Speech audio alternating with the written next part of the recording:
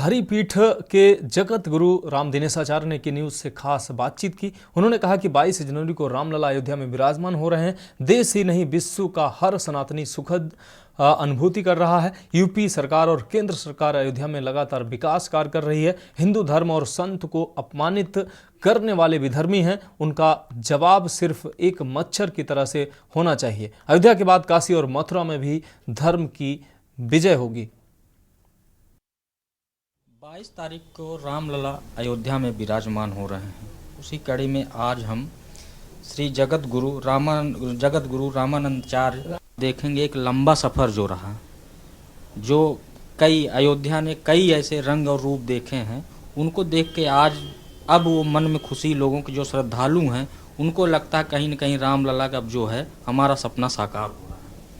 हाँ, निश्चित रूप से 500 वर्षों के संघर्ष के बाद भगवान श्री राम अपने भव्य दिव्य प्रासाद में विराजमान हो रहे हैं, तो ये मुझे लगता है कि आस्था और संस्कृति का मानबिंदु की प्रतिष्ठा भी हो रही है।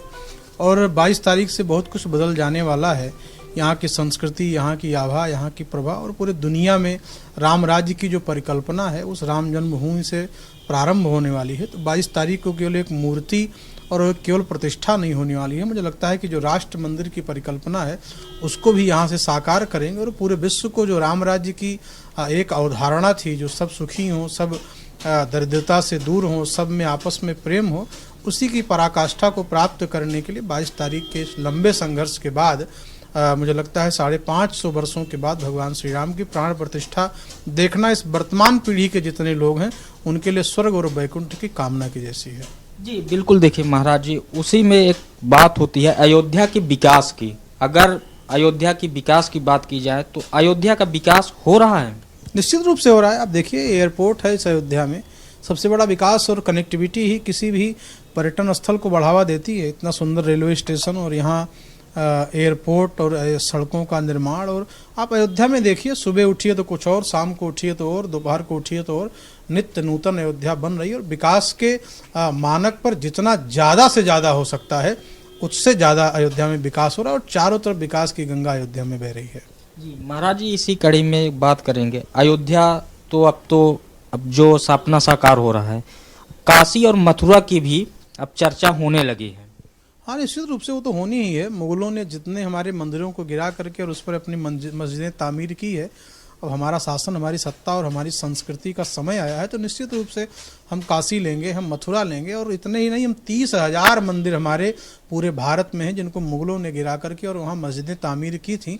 धीरे धीरे हमारा सनातन धर्म और हमारी संस्कृति ऐसी पुष्ट होती रही तो 3 नहीं 30,000 मंदिरों को लेकर के राम राज्य को फिर से भारत में स्थापित किया जाएगा। महाराज जी, कहीं जब बात होती है, अभी हाल ही में चर्चा हुई अयोध्या में जब श्री रामलला विराजमान होंगे, तो कुछ राजनीतिक ऐसी पार्टियां भी थी जो कई बार जो है, चाहे वो मुख्यमंत्री हो, चाहे प्रधानमंत्री या संत महात्माओं को कई बार जो है उन्होंने आरोप और प्रत्यारोप भी लगाया। ठीक है, लगाते रहते हैं, उनका काम है लगाना। मुझे लगता है कि ऐसे छोटे मोटे ये लोग मच्छर हैं जो बहुत ज़्यादा कोई प्रभाव डालने वाले नहीं हैं। और इन लोगों के बातों को मुझे लगता है ध्यान देना और इन पर कोई अपनी टिप्पणी देना, इन लोगों को बड़ा करना है। इस आनंद समुद्र के हिलोरों में पूरी दुनिया आनंद ले रही है और पूरी दुनिया को आनंद लेना है।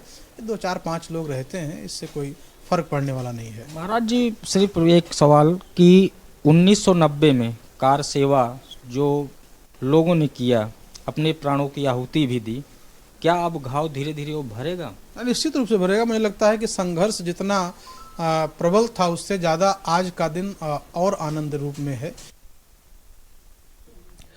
रुक कर रहे हैं अगली खबर का। अयोध्या में जगह जगह राम कथा का आयोजन हो रहा है। श्रद्धालु कथा का आनंद ले रहे हैं। भजन कीर्तन के साथ श्रद्धालु झूमकर, नाच गाकर इस मस्ती में सराबोर हो रहे हैं।